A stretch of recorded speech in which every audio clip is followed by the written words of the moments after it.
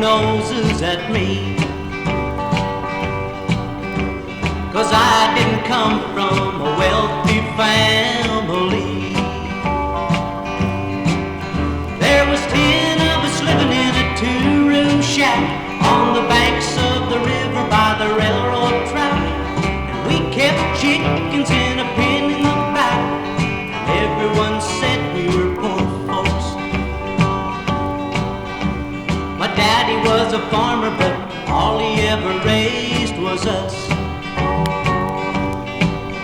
Dug a 40-foot well, struck 36 gallons of dust. The Salvation Army gave us close to